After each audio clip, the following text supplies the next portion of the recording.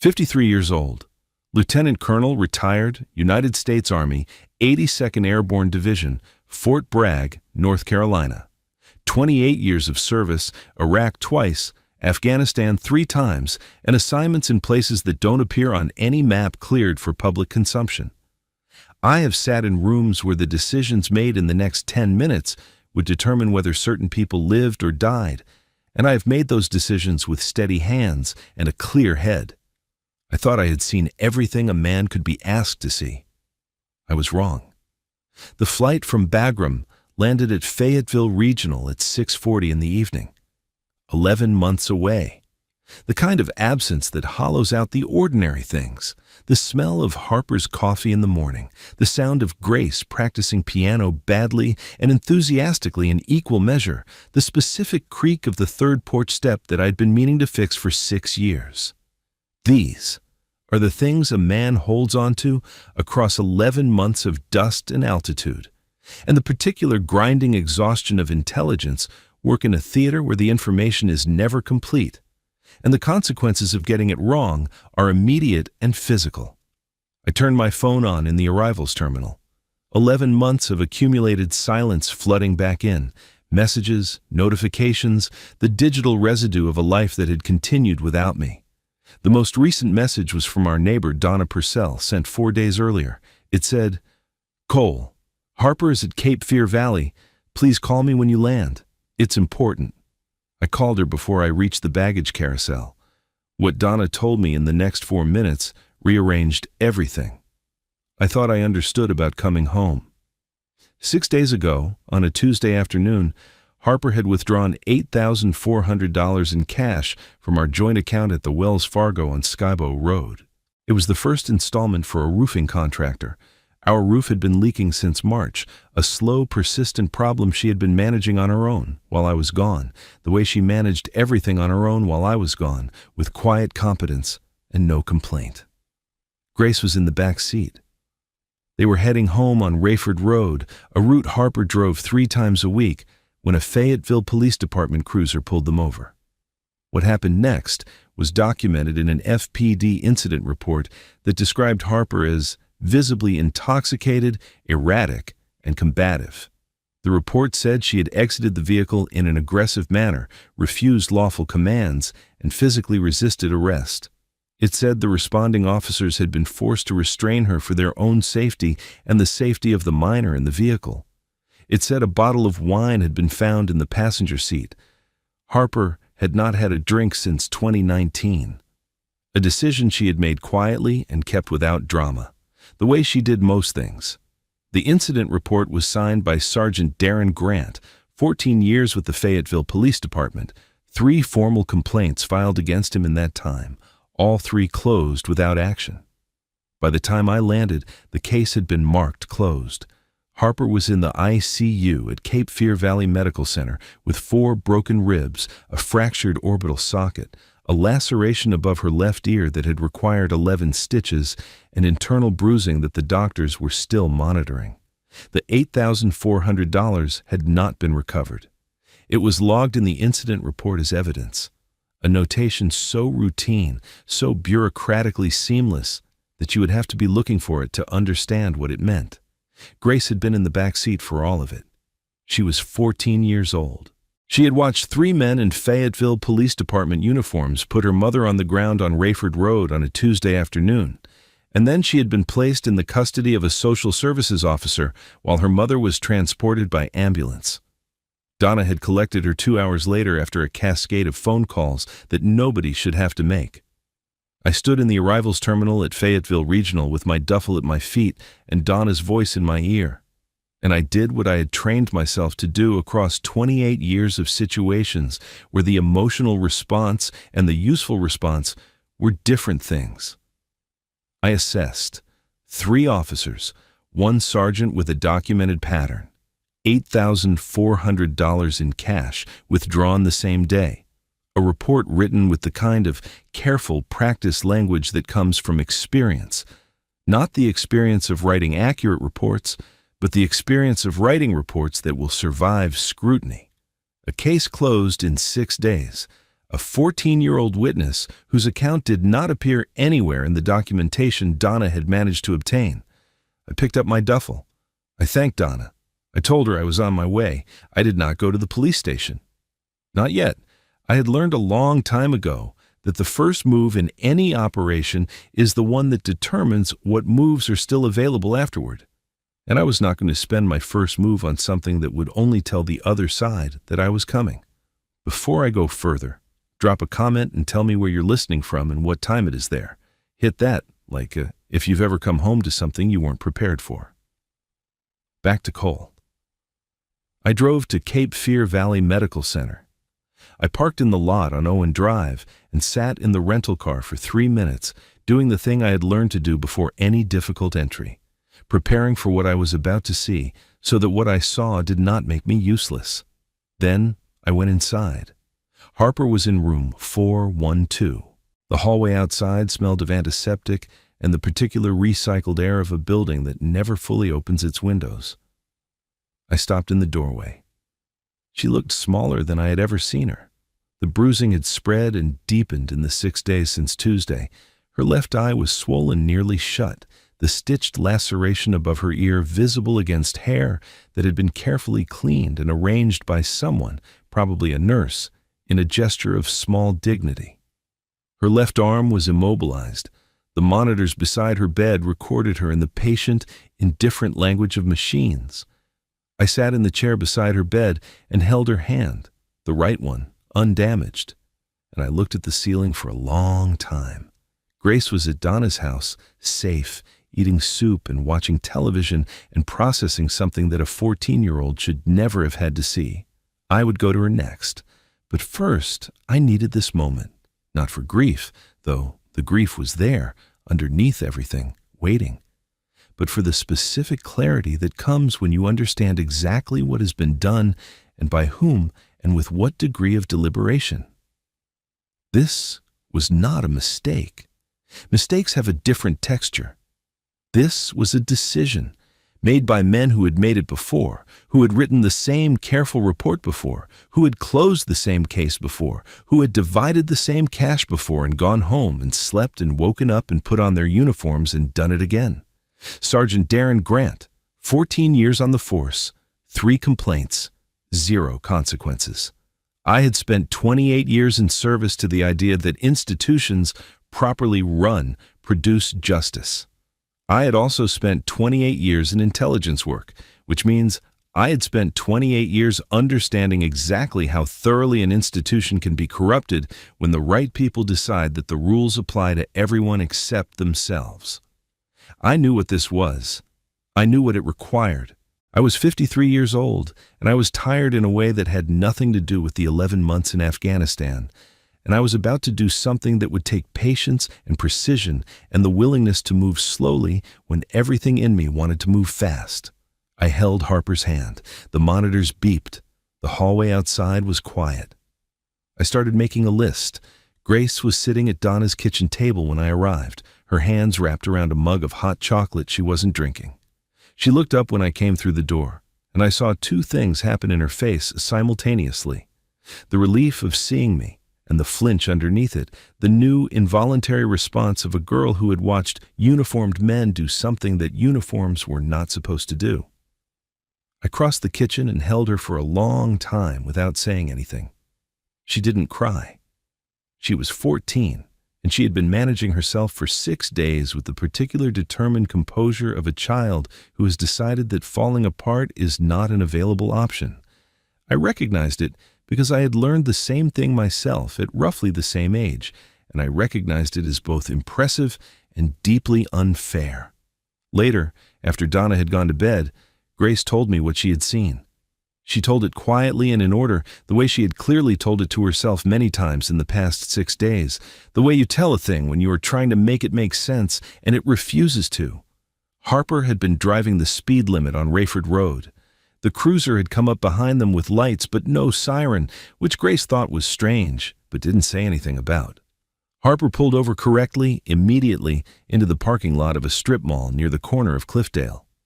She turned the car off. She put her hands on the wheel. What happened after that? Grace described with a precision that told me she had been going over it obsessively. The exact sequence, the exact words, the moments where things could have gone differently if anyone involved had chosen differently. The officer who approached the driver's side was not Sergeant Grant. He was younger, and he had asked Harper for her license and registration in a tone that Grace described as already angry, before anything had happened to justify anger. Harper had complied. She had been calm. Grace knew her mother's calm. It was the calm of a woman who had spent 11 months managing a household and a teenager and a leaking roof alone, and who had developed a deep, practical steadiness about things that couldn't be changed by anything other than steadiness. The cash was visible. Harper had put the envelope in the center console rather than her purse because the bank envelope was large and her purse was not. The officer had seen it. He had asked about it. Harper had explained. The roofing contractor, the first installment, she had just come from the bank. Grace said that was when the tone changed. The officer had called something back toward the cruiser, and Sergeant Grant had gotten out. What followed took less than 4 minutes from the moment Grant reached the driver's side window to the moment Harper was on the ground. Grace told me this with her eyes fixed on the kitchen table, her voice even, and I listened with the same even attention I had trained myself to maintain in briefings where the information was bad and the temptation to react was strong, and reaction was precisely what the situation did not need. 4 minutes, 3 officers, a 14-year-old in the back seat. The incident report that Donna had obtained through a neighbor who worked in city administration described none of what Grace told me. It described a different sequence entirely, written in the careful passive language of a document designed to survive review. The subject became agitated. The subject resisted. The subject was restrained for officer safety. It described Harper as if she were a threat. It described the officers as if they had been managing a dangerous situation rather than creating one. The bottle of wine listed as evidence in the report had not been in the car. Grace was certain of this with the certainty of a 14-year-old who did not drink and whose mother did not drink, and who had been in that car for the 20 minutes before the stop and had seen everything that was in it. The $8,400 was logged as seized evidence pending investigation of the stop. The investigation had been closed 4 days later with no further action. The money remained in evidence inventory, a category from which I had learned across 28 years of watching institutions operate. Items had a way of not returning. I went back to the hospital the next morning and spoke with the attending physician, a careful woman named Dr. Okafor who had been managing Harper's care since Tuesday. She told me what she had told the police investigator who had visited on Wednesday, that the pattern of injuries she had documented was inconsistent with the description in the incident report, that injuries sustained in a fall or a struggle of the type described would present differently than what she had observed. She had put this in her notes. The investigator had thanked her and left. Her notes were in Harper's file. They had not been referenced in the closed investigation. I drove to the strip mall on Rayford Road where the stop had occurred. I stood in the parking lot and looked at the layout, the position relative to the street, the sight lines, the businesses whose windows faced the area. A dry cleaner, a nail salon, a tax preparation office that was closed for the season. I walked the angle of the street camera mounted on the dry cleaner's exterior. It faced the street, covering the entrance to the lot. I noted the position of the FPD cruiser as Grace had described it. Then, I drove to the roofing contractor Harper had been on her way to pay. His name was Terry Booth, and he had been waiting on a call that never came. I explained what had happened. He showed me the text message Harper had sent him at 2:47 that afternoon, confirming she was on her way. The timestamp placed her on Rayford Road at the time of the stop. The contractor had been home all evening. Harper had never arrived. None of this was complicated information to obtain. It required an afternoon and a willingness to ask questions and listen to the answers without filtering them through the version of events that Sergeant Grant had written into the official record, which meant that either the FPD investigator who closed the case in 4 days had not done these things, or he had done them and had made a different choice about what they meant. I was becoming increasingly confident it was the latter. That evening, I sat at Donna's kitchen table after Grace had gone to bed and opened my laptop. I still had contacts, men and women from 28 years in intelligence who had retired or transitioned into federal law enforcement or private work. People who owed me the kind of professional consideration that doesn't expire with a service contract. I pulled up what was publicly available on Sergeant Darren Grant. 14 years with FPD, 3 formal complaints, 1 excessive force, 2 misconduct. All 3 reviewed internally, all 3 closed. The names of the complainants were redacted in the public record, but the case numbers were there, and case numbers to someone who knows where to look are the beginning of a thread. I also pulled the FPD's asset forfeiture records, publicly available in North Carolina under state transparency law, though formatted in a way that discouraged casual reading. Over the previous 3 years, Sergeant Grant's unit had logged 14 cash seizures classified as civil asset forfeiture pending investigation. 12 of those cases had been closed without charges filed. In 11 of the 12, the seized cash had not been returned to the original owner. 11 cases. The amounts ranged from $2,200 to $11,000. This was not a man who had made a mistake on a Tuesday afternoon on Rayford Road. This was a man running an operation. It was unsophisticated and it was brazen, and it had been running for at least 3 years because the institution around it had decided at some level to let it run. I closed the laptop. I was not angry. Anger is an expenditure, and I had learned to be careful with expenditures. What I felt was the particular cold focus of a man who has identified a target and is now working backward from the desired outcome to the steps required to reach it. The desired outcome was simple. The 3 officers prosecuted, the money recovered, Grace's account on the official record, and the mechanism that had allowed this to continue for 3 years dismantled publicly enough that it could not simply reassemble itself under a different name. Simple outcomes sometimes require complicated paths.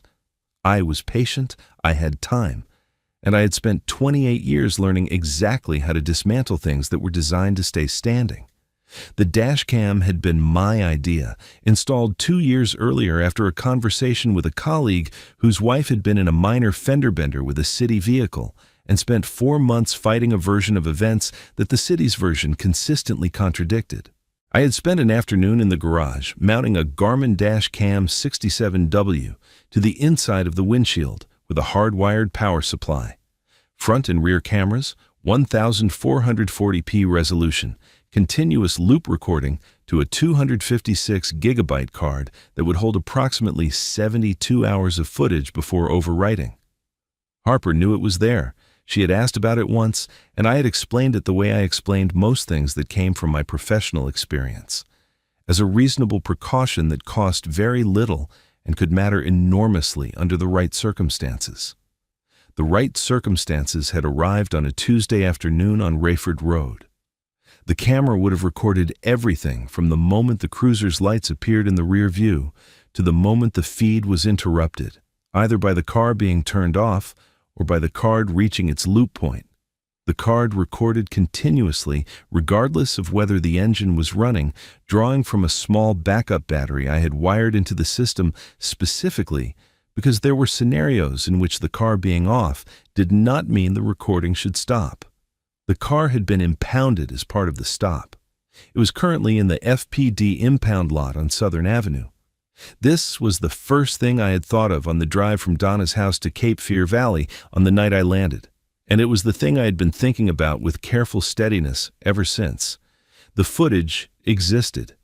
It was on a card inside a camera inside a car in a police impound lot. Its existence was not known to Sergeant Grant or to anyone in the FPD because the camera was mounted low and close to the windshield in a position that required you to be looking for it to find it, and because the FPD's impound intake process did not include a systematic interior inspection of this type. This was a reasonable assumption, but not a certainty, and the distinction mattered. I needed to get the car out of impound before the footage was either discovered and destroyed or overwritten by the loop. Though the loop concern was academic given the timing, The 72-hour window had long since passed, and the backup battery would have exhausted itself. The card would be holding the last 72 hours of footage from before the battery died, which meant it held the stop.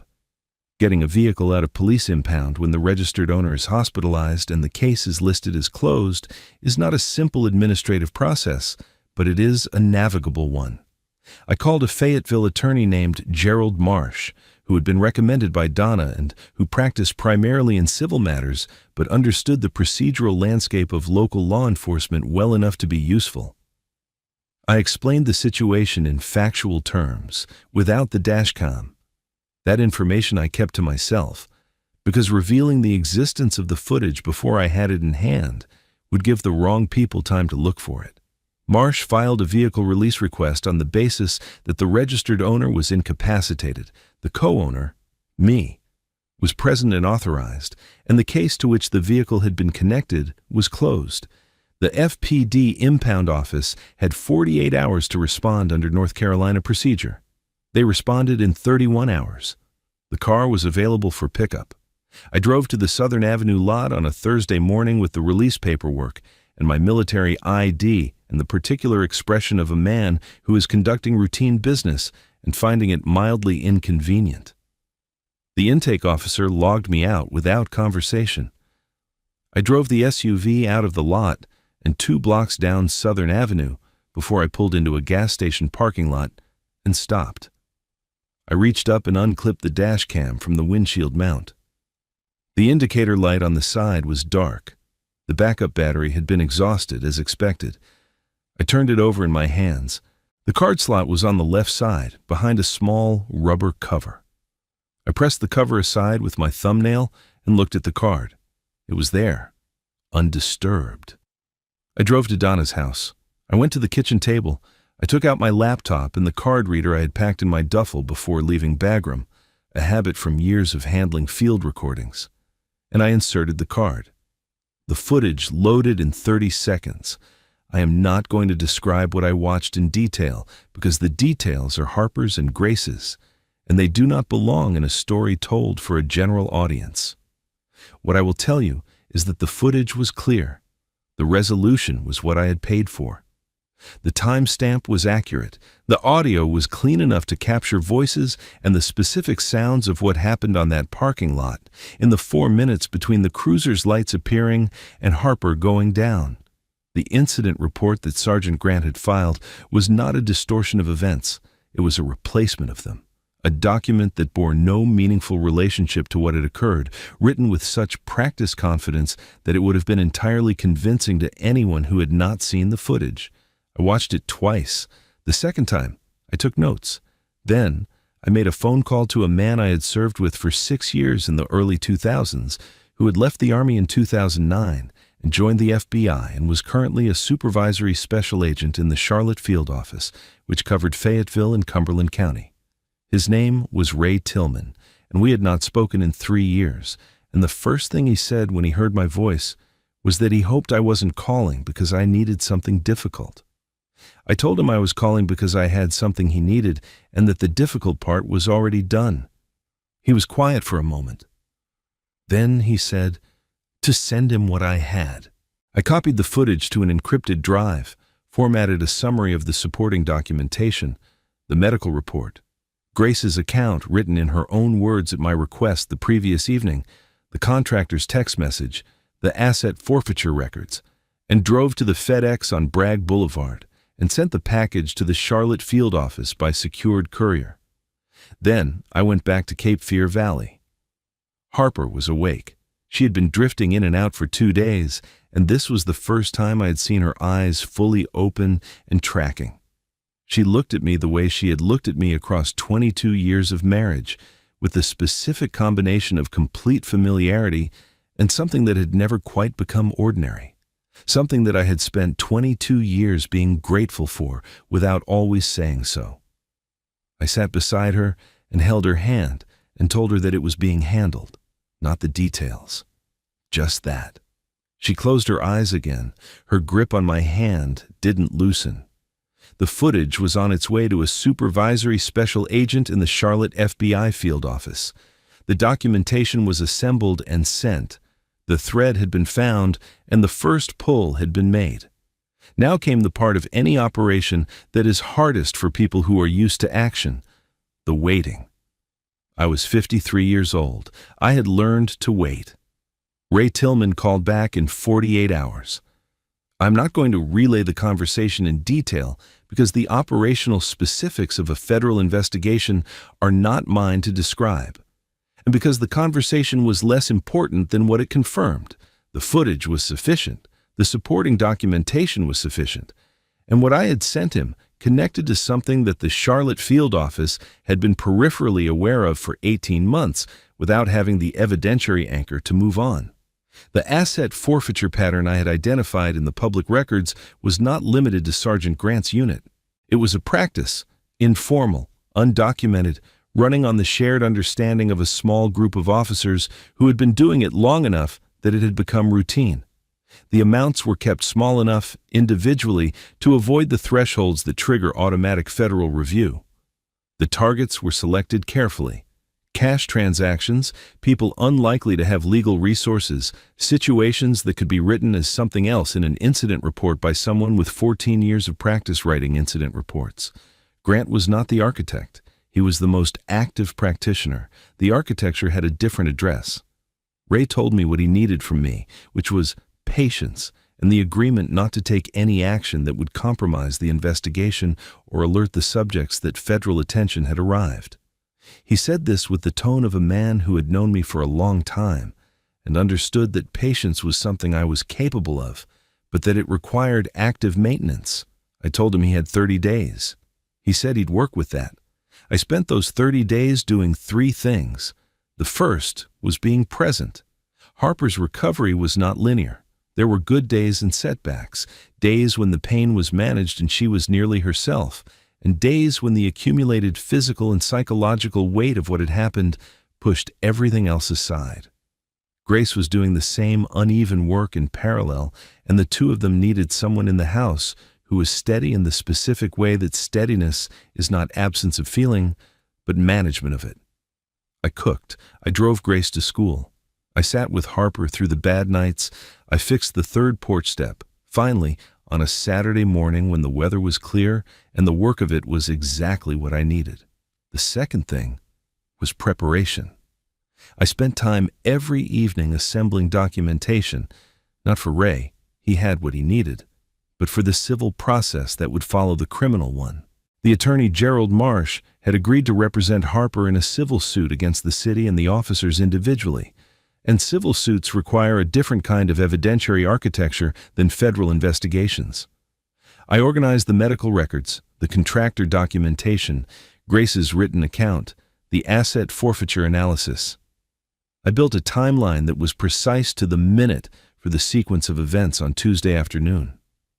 I did this work the way I had always done intelligence work, methodically, without rushing, understanding that a document built correctly the first time does not need to be rebuilt.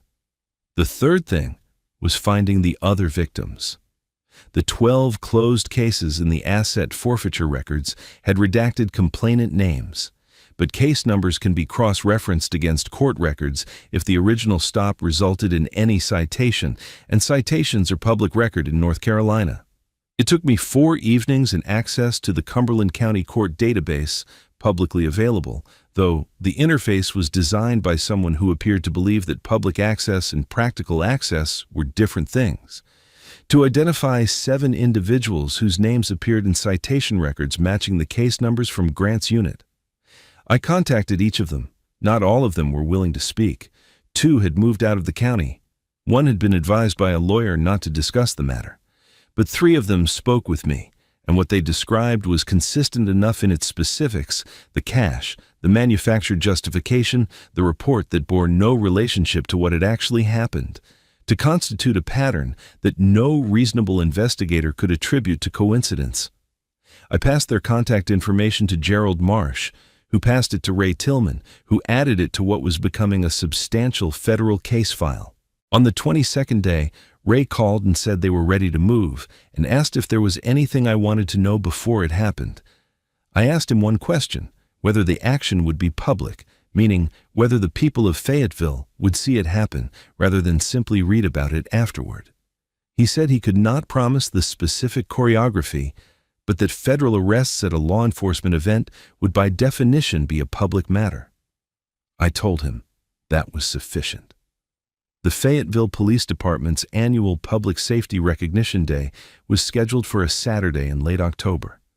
It was held at Festival Park downtown on Hay Street, with a ceremony, a color guard, and the presentation of unit commendations in front of an audience of officers, city officials, and the general public. Sergeant Darren Grant was on the program to receive a commendation for community engagement, a detail I had found in the city's public events calendar and passed to Ray without comment. I did not attend. I watched the live stream that the city posted to its official social media account on Donna's laptop at the kitchen table. The commendation presentation was 9 minutes into the ceremony.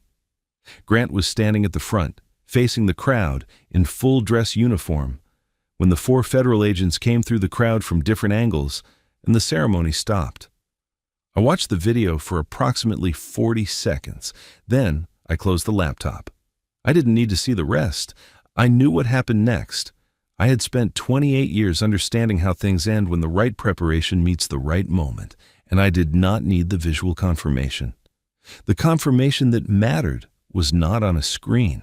It was in the room down the hall, where Harper was sleeping, and in the bedroom where Grace was doing her homework, and in the particular quality of the evening in Fayetteville, North Carolina, which was the same as any other evening, except that something that had been wrong was now in the process of being made right.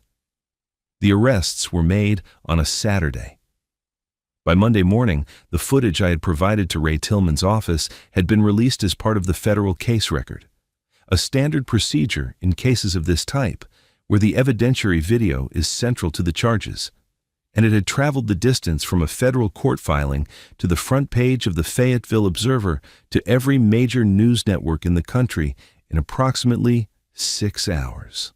I did not watch the coverage. Harper watched some of it from the couch with a cup of tea, in the measured way she approached difficult things. Grace watched it once and then said she didn't need to watch it again, which was exactly the right response and exactly what I would have expected from her. What I understood about the coverage from what Harper and Gerald Marsh and Ray Tillman told me over the following days was this: the footage was irrefutable. Not in the legal sense alone. Evidence is always subject to argument in a legal proceeding. That is the nature of legal proceedings. But in the human sense, the sense in which a clear recording of a specific sequence of events watched by a large number of people simultaneously produces a shared understanding that is very difficult to subsequently dislodge. The incident report that Sergeant Grant had filed, which had survived for nearly 5 weeks as the official version of Tuesday Afternoon on Rayford Road, collapsed completely within hours of the footage becoming public, because the footage and the report described 2 different realities, and only one of them could be true. The FPD chief, a man named Hargrove, who had been in the position for 7 years, resigned within 48 hours. His resignation letter described the events as deeply troubling and inconsistent with the values of the department he led, language so precisely calibrated to convey concern while avoiding accountability that it required a professional's eye to recognize what was absent from it.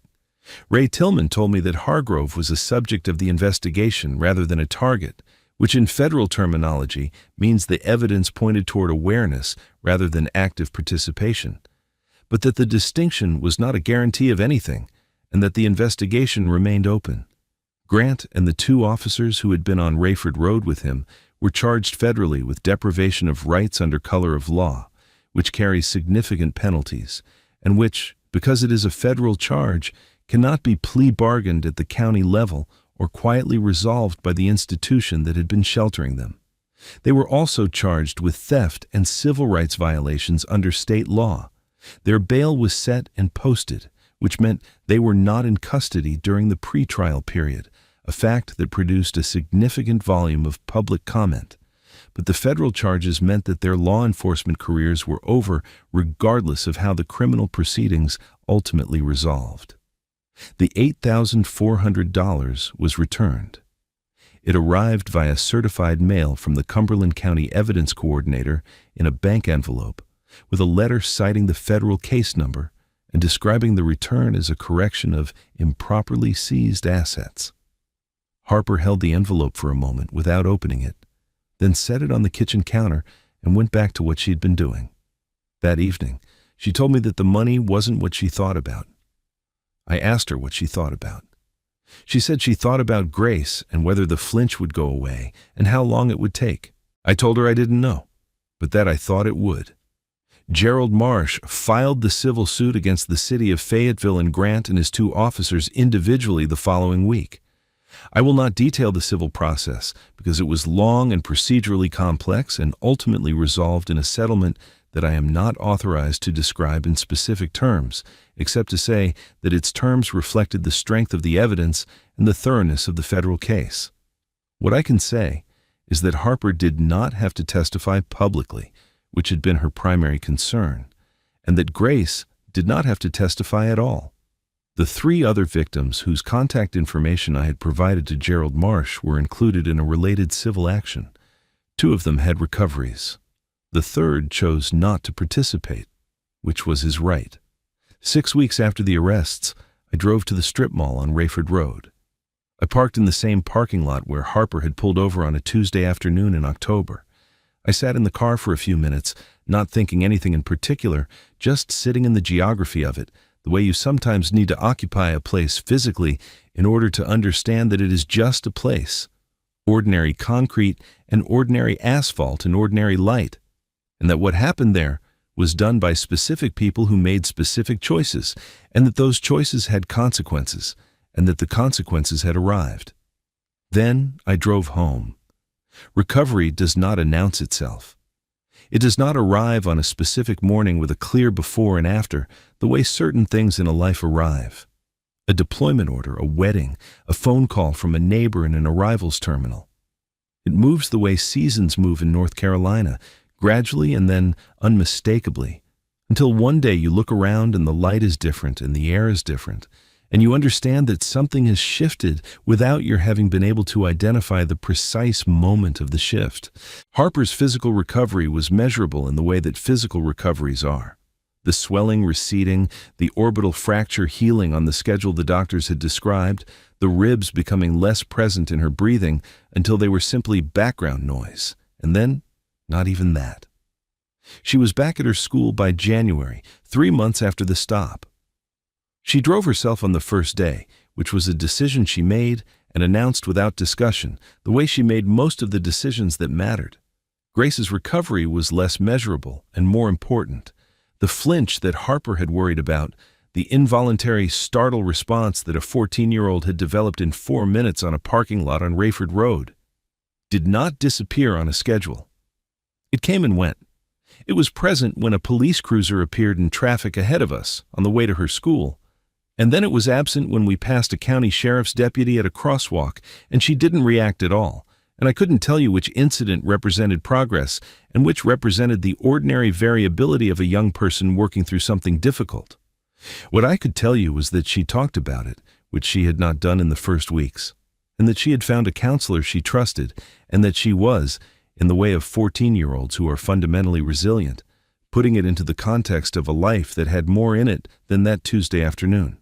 I spent the winter doing things I had deferred across 28 years of active service. I repainted the exterior of the house, working my way around it over the course of 3 weekends with the methodical satisfaction of a project that has a definite end. I built raised garden beds in the backyard from cedar lumber, a project Harper had wanted for years, and that I had always been deployed for. I learned, slowly and with significant early failure, to make her mother's cornbread recipe from a handwritten card that had been in her family for 3 generations, and that required the kind of attention to proportion and timing that I was accustomed to applying to things with higher stakes. I thought about Sergeant Darren Grant occasionally, the way you think about a problem that has been resolved, not with ongoing anger, but with the occasional recognition that it had existed and had been addressed. His pretrial process was moving through the federal system at the pace of federal systems, which is deliberate and not subject to acceleration by the feelings of anyone involved. He was in Fayetteville, out on bail, no longer employed in law enforcement, living in a version of his previous life from which the most significant element had been removed. I did not track his movements or follow the coverage of his case. I had given what I had to give to the process, and the process was handling it. What I thought about more than Grant was the FPD investigator who had closed the case in 4 days. He had not been charged. The evidence did not support charges. Closing a case quickly is not itself a crime. And the specific question of what he had known versus what he had chosen not to look for was one that the federal investigation had examined and found insufficient to prosecute. He was still employed. He was working cases. I thought about this not with bitterness, but with the clear-eyed recognition that justice, in the institutional sense, is not the same as comprehensive justice in the moral sense, and that demanding the former while accepting the gap between it and the latter is part of living in a world made of institutions rather than in the world as you might design it if given the choice. I had spent 28 years in an institution. I understood institutions. I had no illusions about them, and also no desire to abandon them, because the alternative was not a better institution, but the absence of one. And the absence of one was what Sergeant Grant had been operating in within the institution when he decided that the rules applied to everyone except the people who wrote the reports. One evening in February, Harper and I were on the porch after dinner. The Fayetteville winter is mild by most measures, cold enough to require a jacket, not cold enough to keep you inside, the kind of weather that encourages the porch rather than forbidding it. The street was quiet. The live oak in the neighbor's yard was doing what live oaks do, holding most of its leaves through winter with the stubborn pragmatism of a tree that has decided the season's conventions don't apply to it. Harper said she had been thinking about the other women, the ones from Grant's previous cases who had not come forward, whose names were still redacted in the public record. She said she thought about what it had been like for them, to have had something done to them and to have watched the report become the official version, and to have had no dash cam, no retired intelligence officer, no federal contact in the Charlotte field office. I told her I thought about them too. She said she wanted to do something, not a formal thing, not an organization or a campaign. She was a third-grade teacher, not an activist, and she understood her own capacities. But something. She had been contacted by a journalist from The Observer who was doing a longer piece on civil asset forfeiture practices in North Carolina law enforcement, and she had been thinking about agreeing to speak with him. I told her that was her decision, and I would support whatever she decided. She said she thought she would do it. She did. The piece ran in March. It was careful and factual, and treated her account with the respect it deserved. It generated responses from other people in other counties who had had similar experiences, from lawyers who worked in civil rights, from a state legislator who had been looking for a specific case to attach to proposed reform legislation. Harper read the responses carefully. She answered some of them. She referred others to Gerald Marsh. She went back to school on Monday mornings and taught third grade with the particular energy of someone who has decided that the work directly in front of her is the most important work available, which has always been the thing I most admire about her. There is a question I have been asked several times since the events of that October became public, by journalists and by people who recognized me in Fayetteville, and by a few former colleagues who reached out after seeing the coverage. The question is some version of, how did you know what to do? I understand why people ask it. The answer they're looking for is usually something about military training or intelligence experience, or the specific skills that a career in the Army develops in a person. And those things are part of the answer. The patience is trained. The methodical approach to evidence is trained. The ability to separate the emotional response from the useful response, to feel the full weight of what has happened to someone you love, and to set that weight aside temporarily in service of the actions that will actually help them. That is trained across years and deployments and situations where the alternative to discipline was consequences you could not afford. But the honest answer is simpler than that. I knew what to do because I came home. Not metaphorically, literally. I got off a plane in Fayetteville, and I drove to the hospital, and I sat in a chair beside a bed, and I held a hand, and I started paying attention. The information was there, in the medical records, in the public database, in the contractor's phone, in a parking lot on Rayford Road, in a dash cam card, in a camera on a windshield. None of it was hidden from a person who was present and looking. What Sergeant Grant had counted on across 14 years and at minimum 12 documented cases was the absence of that presence. He had built his operation on the reliable gap between what had happened and what anyone with resources and motivation would learn had happened. His targets were chosen for the size of that gap. People who were alone, who lacked connections, who would have to fight the official version of events using only their own account against a department that had already closed the case. He had chosen the wrong target when he pulled over a car registered to a retired Army intelligence officer with 28 years of contacts and the particular professional formation of someone who has spent a career understanding how the gap between what happened and what is officially recorded gets created and how it gets closed. I do not say this to make myself the center of the story. Harper is the center of the story. She is the one who sat in an ICU at Cape Fear Valley Medical Center for 10 days and recovered with the same quiet determination she has brought to every difficult thing in 22 years of marriage. Grace is the center of the story. She is the one who watched something no 14-year-old should watch and processed it with a maturity and honesty that has made me proud in a way that is difficult to articulate without sounding like exactly the kind of father I am. What I contributed was presence and patience and a phone call to a man I had served with 20 years ago. The rest was documentation and process and the willingness to let those things move at their own pace rather than at the pace my anger would have preferred. I am 53 years old. I retired from the Army with 28 years of service and the accumulated weight of 24 deployments and the specific education in human nature that comes from spending a career in intelligence, understanding not just what people do, but why they do it and what they are counting on when they do it and where those calculations are most likely to be wrong. What I know from all of that is this: the people who abuse positions of trust almost always depend on the absence of a specific kind of witness. Not a witness to the act itself, though that matters, but a witness who has the patience and the resources and the willingness to stay present through the long, unglamorous work of making the truth the official record. They count on exhaustion. They count on the gap between what it costs to fight and what it seems like the fight might yield. They count on the reasonable human tendency to cut losses and move on.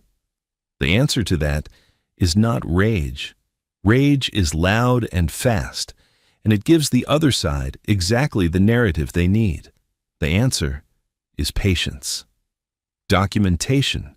The right contacts called at the right time with the right evidence in hand. The willingness to move slowly when everything in you wants to move fast, and the willingness to come home fully.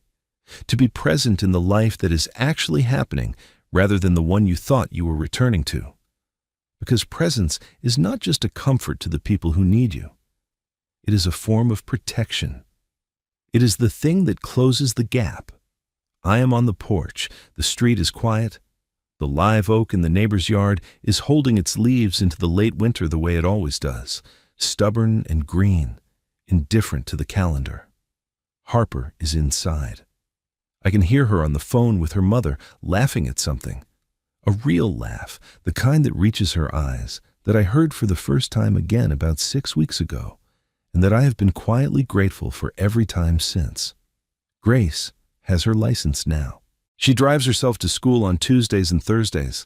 The first time she pulled out of the driveway alone, I watched from the porch until she turned the corner, and then I went inside and did something else. Because the watching is its own kind of holding on, and holding on too long is not the same as keeping someone safe. The third porch step does not creak anymore. The roof does not leak. I am home. That is, in the end, the whole of it. The mission, the only one that ever mattered, was always just this: to be here, present and paying attention for the people who are here with me. Everything else was preparation. The most dangerous man in the room is not the one who acts first. It is the one who waits until he knows exactly what the situation requires and then does precisely that and nothing more.